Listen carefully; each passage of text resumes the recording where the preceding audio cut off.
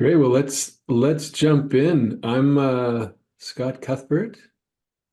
I'm Sarah Bellini Ross, and today we have with us. A Gabe Encarnacion. Happy to be here. Yeah, and it only seems fitting for Hard Hats and Heart, to reciprocate and invite my partner in crime at Safeonomics over to join us today. And Oh yeah. I think we're gonna have a really interesting conversation, and really excited about having on Gabe on Hard Hats and Heart. And I'll turn it over to Sarah to dig into the first round of questions for Gabe. Perfect. Well, Gabe, it's obvious with a podcast called Safeonomics, you have some sort of like economics or background in finance. Do you want to tell us a little bit about your background?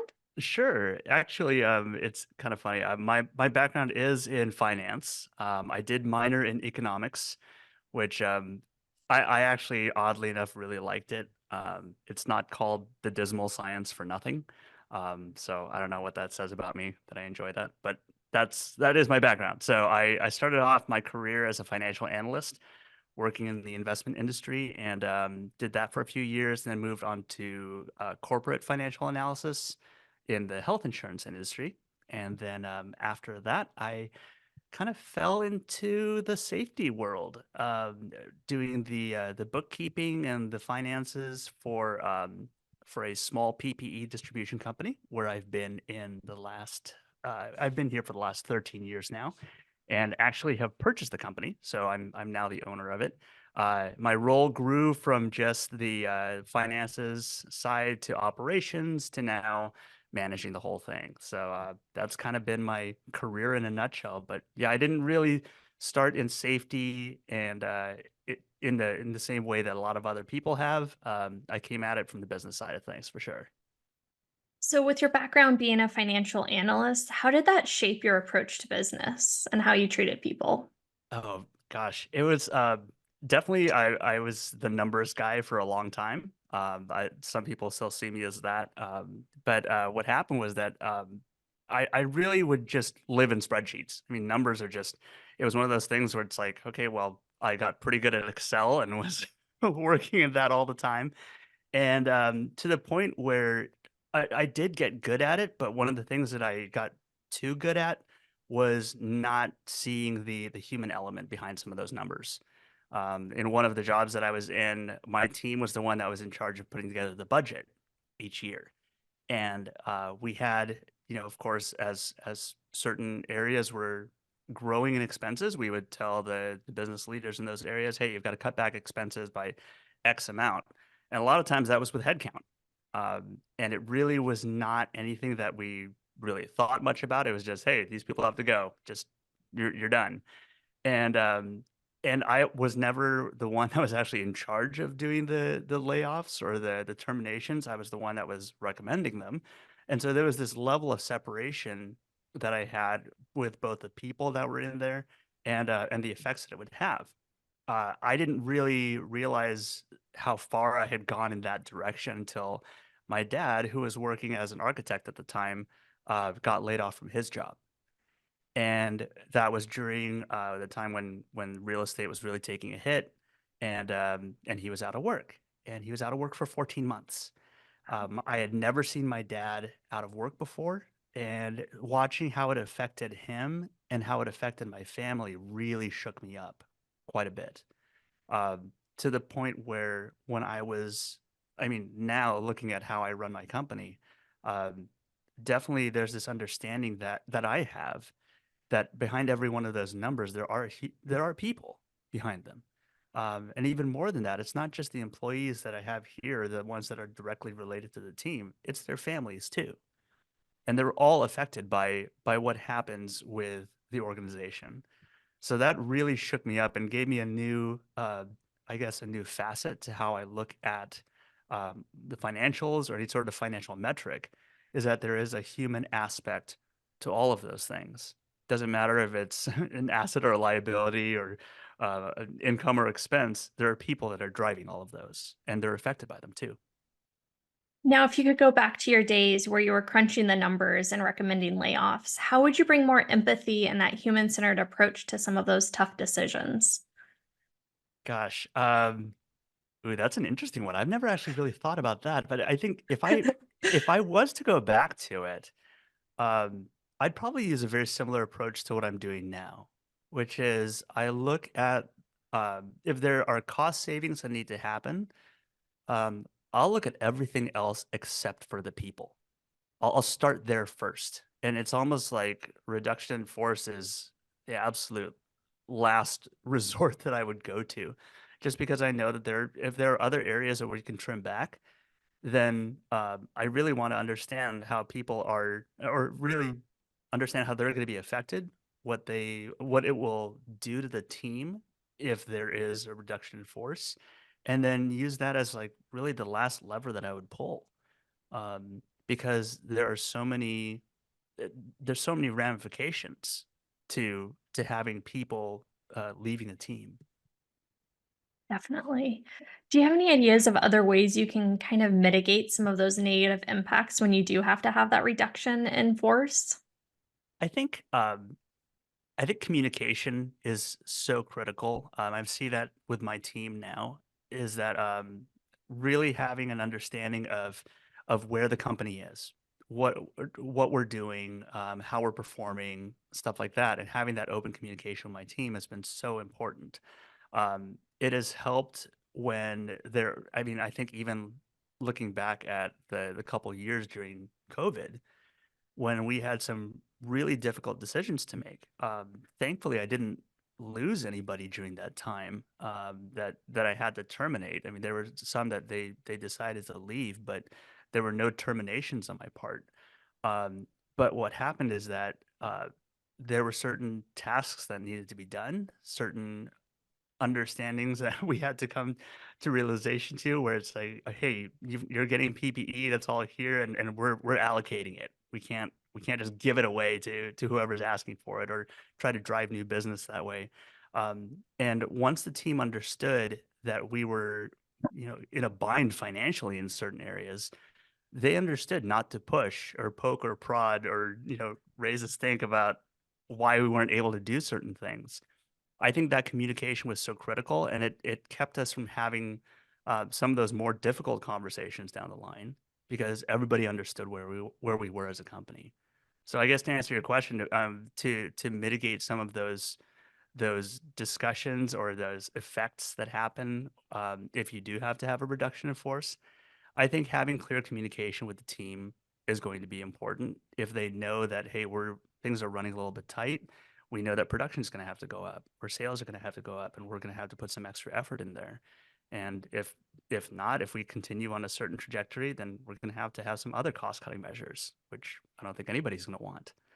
Um, but if there's that communication at the start, I think it really helps to kind of soften the blow a little bit. What's been some of the ways you found to be really helpful to have that open and transparent communication in your business?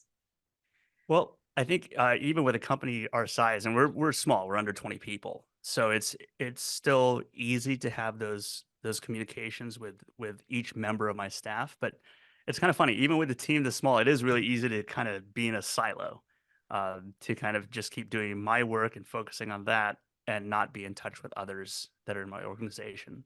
So even just being throughout the building, going to the warehouse, speaking to my staff there, or our tech services area, talking with them there, and then being in touch with our sales team, and even just asking them, hey, how are things going? Are there any challenges that you're running into right now that maybe I could help you with? And then genuinely listening. I think that's the critical piece. Um, and then taking action whenever there are suggestions that are given. So when my team has a suggestion for me, they'll get some sort of feedback. Granted, I can't do everything that's requested of me, but even to just say, hey, that's a great idea, but it's not really we don't have the bandwidth for it right now. Or, hey, we're going to put that into the budget for next month and see if we can accomplish that. Or, hey, let's jump on it right now and figure it out. I think having that sort of feedback to them, uh, opens the door for more of that communication because they know that you're not just doing it for the sake of doing it. You're actually taking action on what they have to say. And that's, Sarah, can I jump in for a second and just Go for say it. that that's a little bit where maybe hard hats and heart and safeonomics can intersect is that you know, definitely organizations are here to make money and earn a profit, and a lot of times safety is thought of or looked at as a cost center. But you do, as a safety professional, interact with different departments and different areas of the organization, and maybe having that approach that you described, Gabe, as you go out and exploring where there can, ideas from the floor, from the people, that human-centered approach as to, how we can be more efficient or more effective, or how we can improve productivity, is something safety professionals could definitely take with them as they go out, into the floor, as an example. Yeah, absolutely. I think that's one of the interesting things too, that I see some parallels even being a financial analyst and then even looking at safety managers and safety professionals, is that you get to learn how to speak different languages, whether it's interfacing with upper management or production or IT or finance. You get to get your hands in all these different areas, and in order to get the right message across, you have to understand the languages that they speak.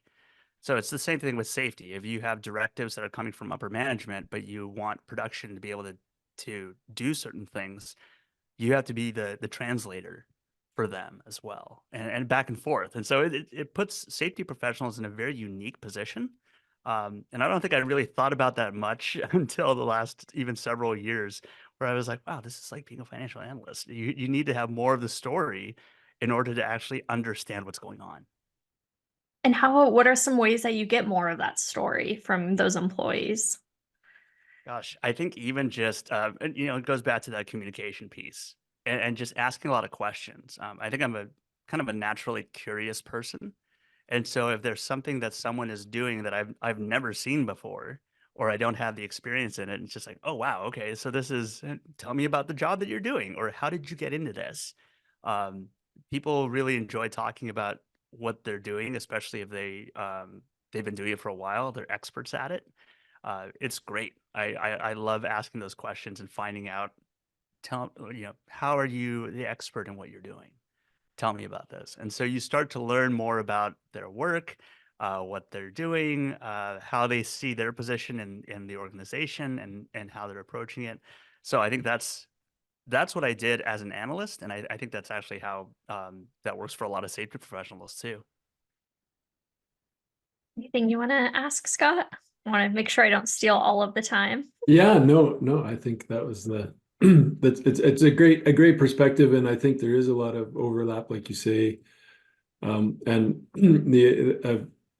an aside, and not to get into the details, but as somebody who has a financial background as well, like once you get into safety, the amount of effort that goes into collecting data, reporting data, analyzing data is very similar, and you need that context that you described. So Right.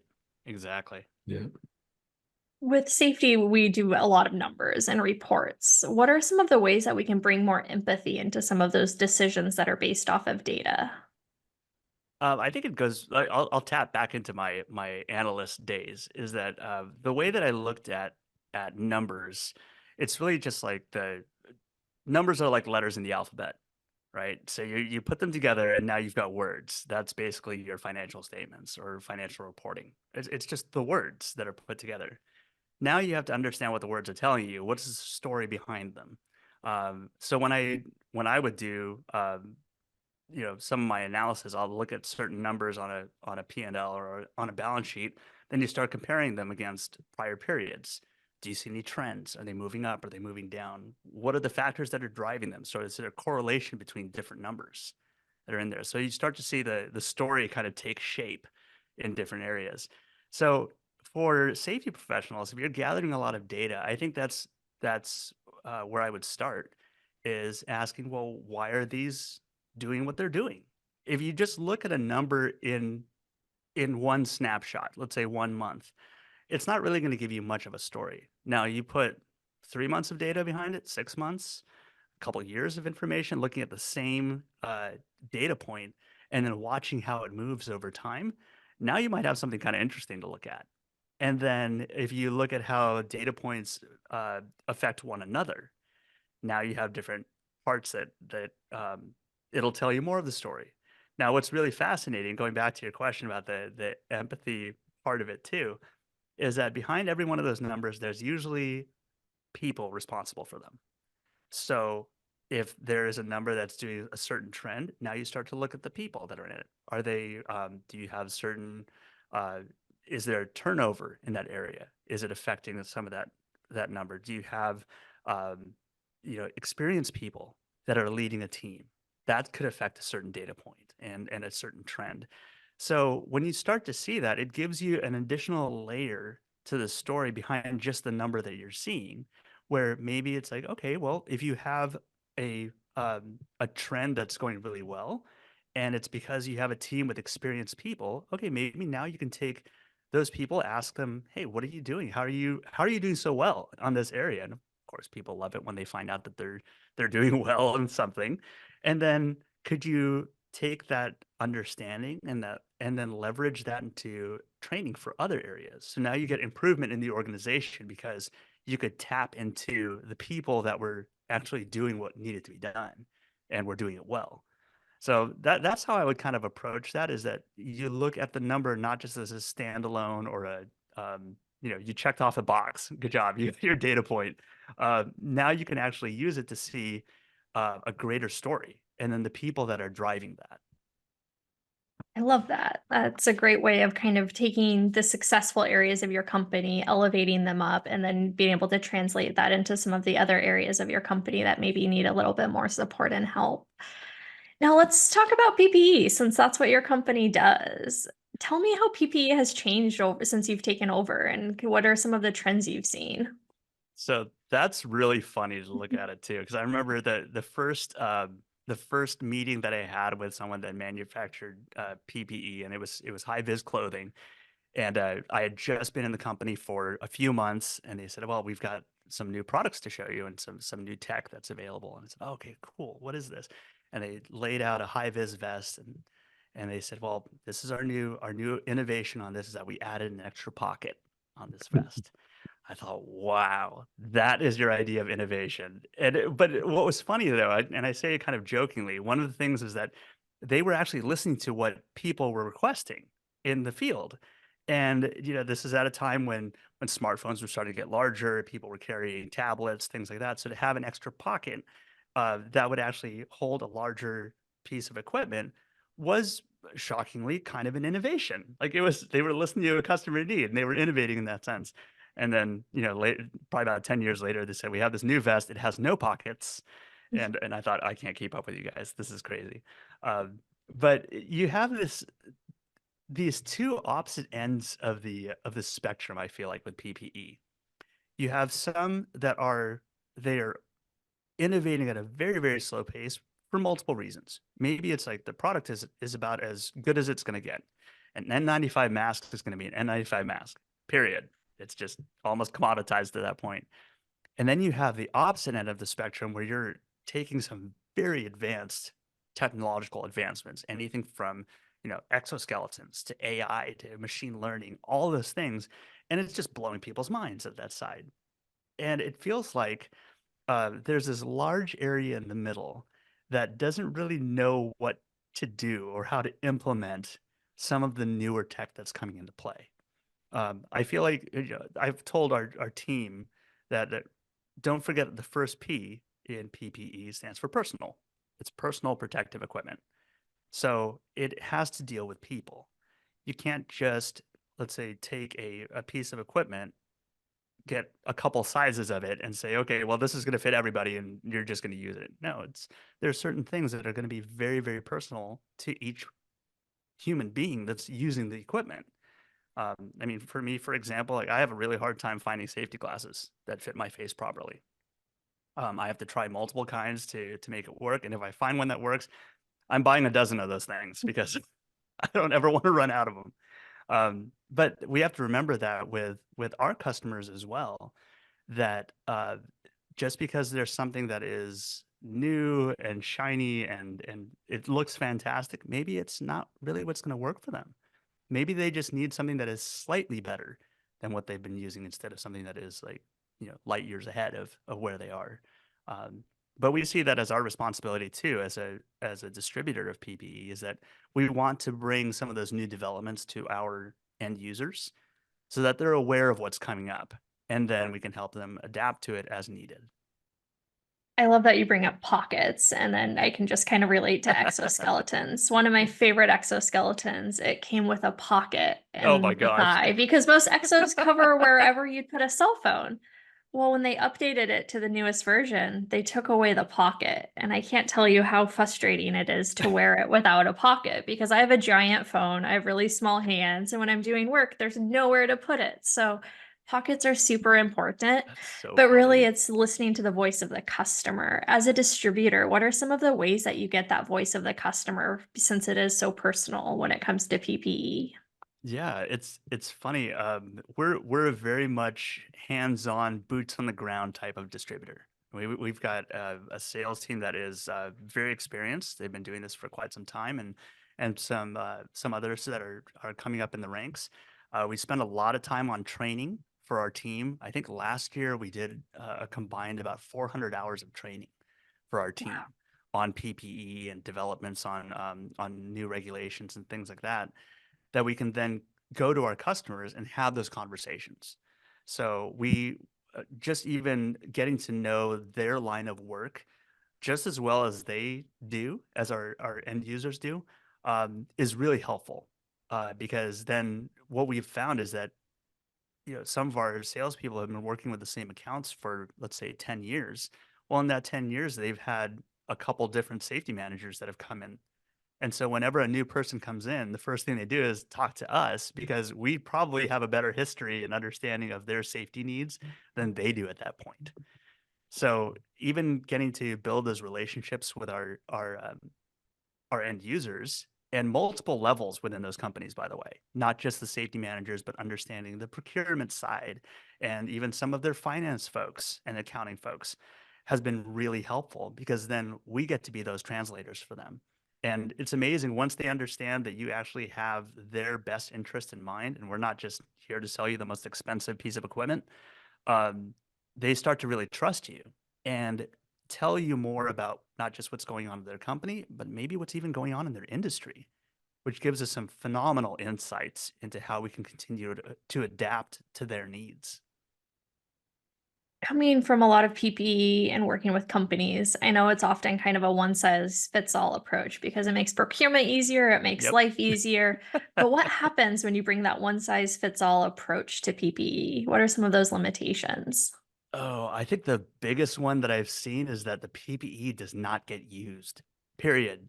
That's ultimately what it comes down to, is that people will just decide, wait a second, this doesn't fit me right. It's just actually getting in the way of my work. I'm just not going to use it. And so that's something that we've seen happen before, which is really kind of shocking and kind of sad too. There have been situations where someone had gotten injured, and the question came up, "Did you have your PPE?"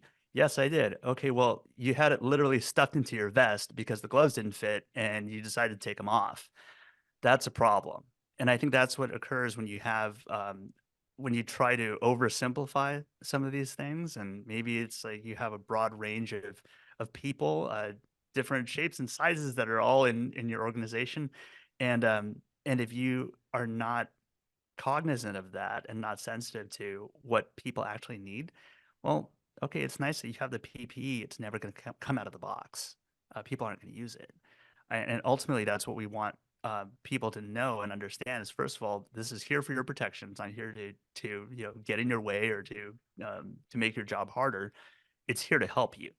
Um, and then to understand how it helps you. It's not just because management told you you're supposed to put this on, but maybe it's because, hey, you're working with molten steel and this is really going to help you to have footwear that is actually, it's going to stop problems from occurring if you're doing your work.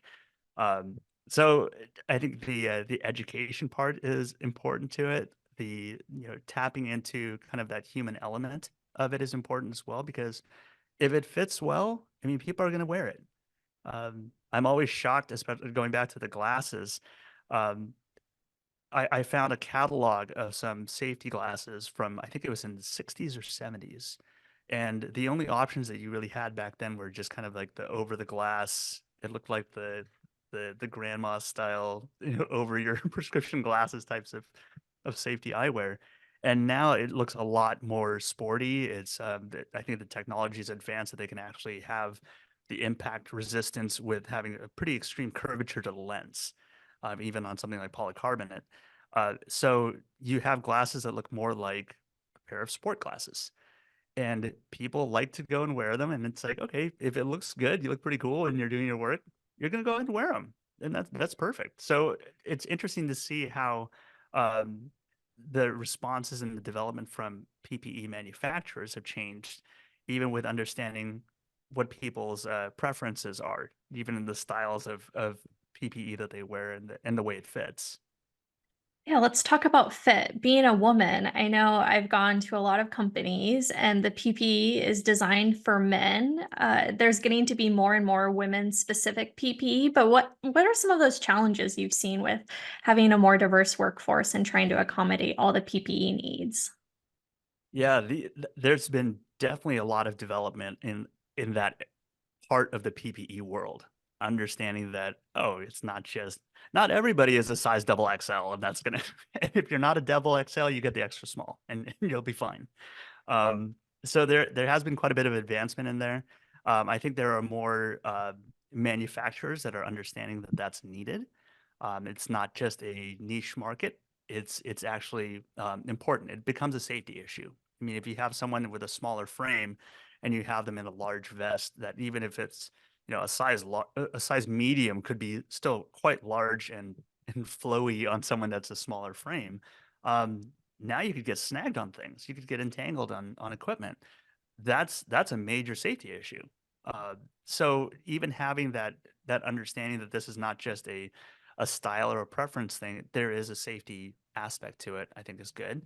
It is challenging, especially if you have a very diverse workforce, because you are trying to keep your purchasing simplified as best as you can while still meeting everybody's needs. What I have seen is that there are more options of PPE that are adjustable. So looking at even fall protection with harnesses, there's a lot more adjustment options available for those. Even if you have the same number of sizes, the way that you can adjust those sizes is different. I've seen safety glasses that will have the adjustable nose pieces as well. I mean, that's a big thing for me because I have a low bridge on my nose. So being able to have the nose pads that can be turned in and actually make it fit a little bit better. Now you have a greater variability that you can have with just the same pair of safety glasses. I think those are some of the challenges that come up that I think manufacturers are starting to understand, that you can still create an, a piece of PPE that will fit a large number of people without having to have, let's say, 15 different SKUs of the same thing. With so many options on the market, do you see companies piloting different types of PPE to kind of find the right one for their company? And tell us about that process. Absolutely. Yeah, that's kind of a funny situation too, because there is that analysis paralysis that occurs. And we had a situation with one of our customers where one of our reps went in and they had a conference room table, and there were, I think, probably about a dozen different cut resistant gloves that were all on the table. And our rep asked them, hey, so what are you guys doing? They said, well, we have to redo our hand protection program, where we're selecting a glove that's going to fit these specs. And so of course they had some specifications that they needed to meet, but if it says you need a cut A5 glove, okay, there's so many different kinds of A5 gloves that will meet that spec. So just by having a conversation with the safety manager, our rep was able to understand, okay, well, these three gloves are the ones that will most closely fit your type of work. Even though all of them on paper fit the same spec, these three are the ones that you should start out trying. And that was kind of it was a fun moment to be able to go to our customer and have them see, hey, we saved you a bunch of time. That these other gloves, you don't need to try those. Try these three, and then taking the step beyond that and saying, okay, well, we can actually get you some samples of these to try out, and then check back with you after your team uses them for a while, and then see what works best. So now it was not just that safety manager trying to understand, okay, well, what do I do with trying to meet this spec, or how do I work with procurement on getting it? Now we were able to step in and help them pilot that program and bring them a smaller range of options that would be easier to analyze and test out with their team. And then afterwards be able to say, okay, well, now you can standardize on this one particular glove, and then we'll help you source it. Do you see better adoption of the PPE when they go through that piloting process and giving the end users the chance to have a voice in the selection process? Absolutely. It's a very different feel when you just have the edict from on high, and management says this is what you're going to wear and better do it, or you can find someone else to work, versus you get input from other people. And granted, you're not going to meet everybody's preference all the time, but at least when people feel like they have a voice and they had a say in the selection process, you get much better buy-in. Definitely. So let's think about when rules change and now we have to have some new PPE. What are some of the ways people can do that effectively, but also keeping employees engaged and a part of that process? Oh man, I think that change is such an interesting concept, and I remember saying before that most people don't like change, and then I had to kind of correct that, and I thought, wait a second, even the people in my organization that have been the most adamant against changing, certain processes and procedures, they're the ones that get a new cell phone like every 18 months. So okay, you still are able to change. So what's the deal? And I changed my comment a little bit, where I think most people like change, they just don't like it being done to them. I think they like having a Mhm. hand in the change happening and understanding why it needs to happen. And then if they get to be part of the selection process, that's even better. So I think when it comes to PPE and you have changes in even the type of PPE or the brand that you are getting for one reason or another, um, for first being able to first tell people this is why we are doing it. I mean, it's that old Simon Sinek concept of starting with why. So let's start with why. Maybe it's saying, hey, we need to find ways to cut costs, and this is we're looking at our hand protection program. We're going to go from the 10 different gloves that we've been using for the longest time. We're going to try and boil it down to 5. So can we pick 5 that you think will really work well and that you really like? And then having that input from other people. So then you've started off with the concept of why are we doing this? It's not just because, you know, for one reason or other, management decided we're going to just do this.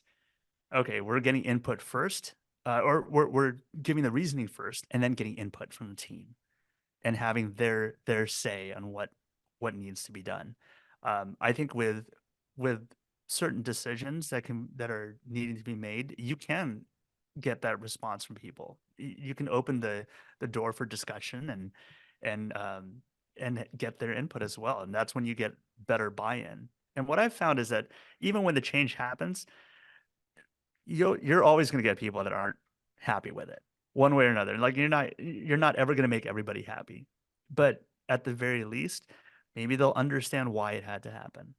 So that you'll get buy-in one way or another. Any tips for handling those people who are just really digging in their heels and not happy about the change? Oh gosh. I think what's worked really well, and I'm not saying that this is going to work for everybody, but I've seen it work in our organization, is that the moment you have buy-in from a peer of that person, and it's not just management teaching, the person that's digging their heels in how to do it, but you have their peers saying, hey, this is how it worked for me, or this is how, hey, I struggled through it too, but I got past it, and here's some tips and tricks on how to make this work. This has happened when we've implemented new software in our organization. And maybe, you have someone that's teaching it that is more of a power user, and it could be kind of intimidating to someone that's new, and that's why they're digging their heels in adopting that new software or that new process. But then if they have a peer who is just like them, who struggled with it at first and is finding some success, then have that person teach the one that's digging their heels in and say, hey, you don't have to take this giant leap and become a power user on it. Maybe you just need to learn a couple of the functions that will help you. And we've found that once they kind of make that initial step, um, you watch those walls kind of start coming down a little bit. And it's like, oh, it's not so scary. It's like, okay, this isn't really hindering my work. Or, okay, I spent 10 minutes learning a couple things and it actually worked. I'm kind of curious about what else this thing can do. So I think even whether it's software, whether it's a process or a procedure, or even a new type of PPE, finding a peer that like a success case that worked well, and then have them give a testimonial or a small, tutoring workshop on that new thing. I think it's really helpful, and I've seen even the most adamant people that didn't want to change. I see them just take little bits and pieces and start to say, okay, well, I can do this. Um, my role as the manager when that happens is that I celebrate every small win that happens. And, if someone was not using our intercompany communication channels, and then all they did was put an emoji in, like thumbs up on a comment, I come right back to the person and say, hey, thanks for jumping in. Like, I haven't seen you use this before. That was really cool. And just having that reinforcement and that encouragement, even on the baby steps, is really important. And it gets people moving. What do you see the relationship between curiosity and change? It feels like the higher your curiosity, the greater your appetite for change. Um, and I think that it's one of those things that I'll go back to my comment before. I'm naturally curious, but I think curiosity can be learned as well. I think people don't do it, or they don't see themselves as curious because it can be scary. I mean, for multiple reasons, maybe people don't want to. They've tested stuff out in the past and they got slapped for it, or something went wrong and they don't want to do it again. Or maybe they're curious in other areas of their life outside of work and they don't feel like they can do that at work. Um, and so I think that once you have that mechanism, whether it's personal or as an organization, where you can encourage learning and curiosity in that, and that it's rewarded, within parameters, within guardrails and guidelines, um, it starts to change the dynamic of the team. They start to be more open to change especially when they discover something where it's just like, oh, I didn't know that this particular PPE met this spec, and hey, it could probably work with this other company, or these other people that are working in this part of the organization. So now they have this new piece of knowledge that they wouldn't have gotten before, that now they're becoming the champions of change in their own organization because they learned something new. And I think there's a direct correlation between the curiosity of the individual, how it's built into the culture of the organization, and then how change can occur. As a leader, what are some of the ways that you can bring more curiosity to your workforce? I've always seen it as starting with me as the leader, to come to my team and to be able to say, well, tell me more about that. Or even just asking more questions. I don't know what it is that you found in this, or tell me about this piece of equipment that you're working on. You teach me. And then seeing that it's okay to ask questions, I think is huge. And something that I've told my team before too is that I don't know is a valid answer. Don't make stuff up. If you don't know, just say you don't know, and then we'll walk through it and learn it together. They hear me say that, where I say, hey, I just don't know how to deal with this thing, but let's find out together. We'll figure it out. The moment you have that level of safety to be able to say that you don't know, or that you can ask questions without someone, squashing you for doing that, I think that starts to build that curiosity. And again, with leadership, I think it really starts with them, that if you can show that you are a curious leader, that you can ask questions, you can admit mistakes, you can say that you don't know, I think it opens the door for everybody else to see that it's okay to do that as well. Hey, Scott, do you have anything you want to add? Yeah, I love that. And I think that, you're obviously a leader within your organization, but safety professionals are leaders within their organizations as well. And I think that approach you just described works works perfectly on the safety side as well. The other thing you kind of you touched on it, but I think worth circling back on is the empowerment with parameters, right? So obviously you're going to wear your personal protective equipment, but we'll give you some time to decide, which one you think is most comfortable. So maybe if I don't know if you can dive into that a little bit about situations where you're trying to empower people to take ownership, but you're putting some guardrails, like you said, on it so that people feel empowered, but they know that they need to come to a conclusion or make a decision on their own. Yeah, I think that's kind of something that I learned early on in my career that I would test limits in certain areas. Some of them I pushed too far, and I had to reel back pretty quickly.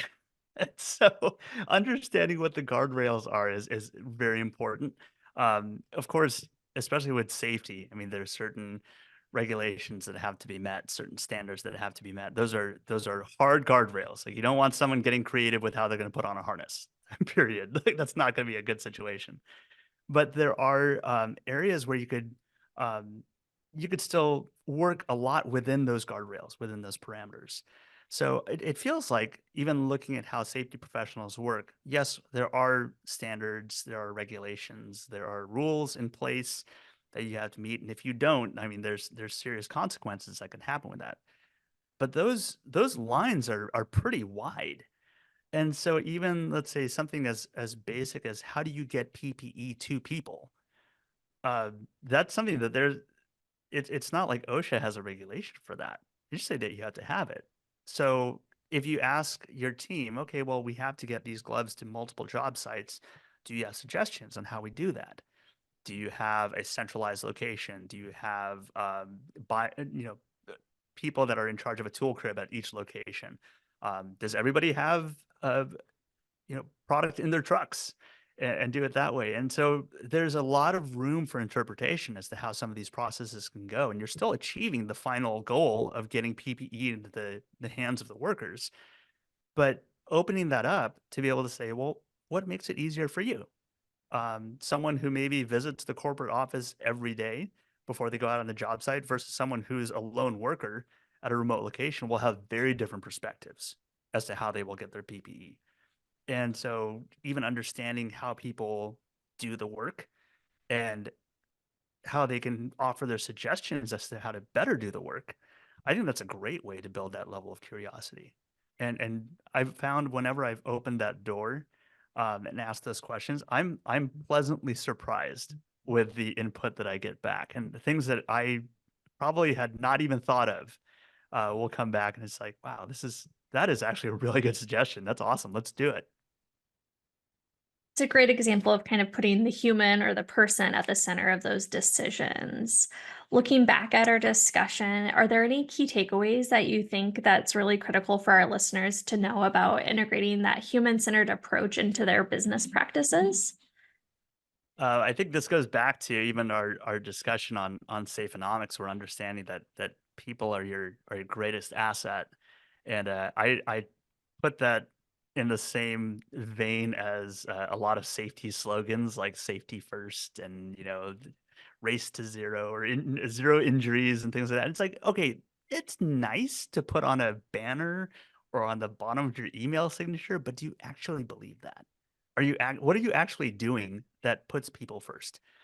And so I think that's the biggest takeaway that I have in this is that for leaders first, be a little bit introspective. Do you actually value the people that are working for you, or do you just see them as just another piece of equipment? are they interchangeable to you, or is that an actual human being that's doing that work? Do you actually know the people that are working there? I'm not saying that I mean, in a large organization, we've got thousands of people. Sure, it's going to be hard to know everybody's name, but do you at least see your team as human beings, as people with families and lives, even outside of work? Starting with that, and then find ways to connect with your team. Doesn't matter if you're a company of 20 people or 200 people. You can still find ways to connect with them. Um, Even something as simple as I mean, I've seen some organizations do this where a member of senior management will actually go and have lunch with the team, and it's different teams each time, or they'll talk with different people on the teams each time, but the senior management is there and available. You're not just up in your corner office doing whatever. So I think even finding ways to build those connections with people, it's going to be different with each organization, but have that perspective, and I think you start to have that. You start to learn a lot more about how your organization actually works and the people that are involved in it. That's great. Do you have any final questions, Scott?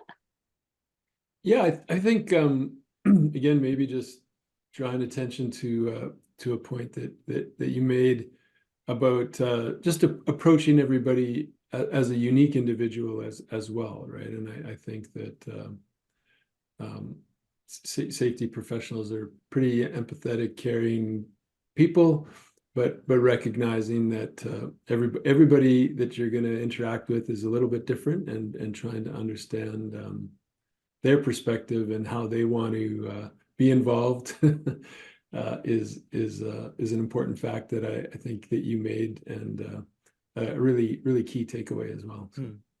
Yeah, I had kind of an extreme story on that one too. I remember early on in my work at BBL Safety, I was in the warehouse and just kind of filling in for someone that was out, and a shipment of gloves came in, and they were leather gloves, and the entire case of gloves. So we're talking about 12 dozen. All of them were missing the index and middle finger of the gloves, and they were sewn closed, so it had just the two fingers and the thumb. And I just thought, oh my gosh, someone completely messed up this order. And then I found out later that it was a special order for a customer of ours, that they had one of their guys on their team that had lost those two fingers in an accident years before, and had been trying to find gloves that would fit him properly, and had resorted to basically just cutting off those two fingers whenever he would get a pair of gloves. And one of our sales reps saw that and jokingly said, well, what if we could get you some gloves that were made just for you? And the guy that said that would be amazing. And it was almost like kind of a tongue in cheek sort of thing. But we actually found a manufacturer that made those gloves specific for this gentleman. And it was the funniest experience. And it was really cool for this guy to know that he had all these gloves that were literally just made for him. They were much more comfortable. They were exactly his size and didn't get in the way or anything. But it was just such a neat, extreme example of how we were able to find a person that was doing the work, was, and even with missing those two fingers, was still amazing at what he did, and just needed equipment that would fit him properly. And so here we are giving him these gloves that I almost sent back to the manufacturer because I thought it was a mistake. And our sales rep was like, no, keep them here. Like, that's exactly for this customer. So yeah, I think it's neat to be able to do that. And boy, it makes for a great story. And it's really neat to be able to know that you're meeting people's personal needs and helping them do their work much better. I think it's fascinating. It's one of the things that I really love about being in this business. Absolutely love that story. I think it's a really great example of, vendors really valuing that person and not just that overall organization who's giving them the big check at the end of the day, but realizing it's all of those people that are the greatest asset, and be able to be flexible and nimble to make solutions that truly work for individuals. Right. Thank you so much for being on Hard Hats and Heart, Gabe. I really enjoyed your kind of financial analyst, but your empathetic approach to some tough business decisions and how we can kind of make those changes within organizations while keeping people at the forefront of our thoughts. Well, thanks, Sarah. It's been great. It's been a lot of fun.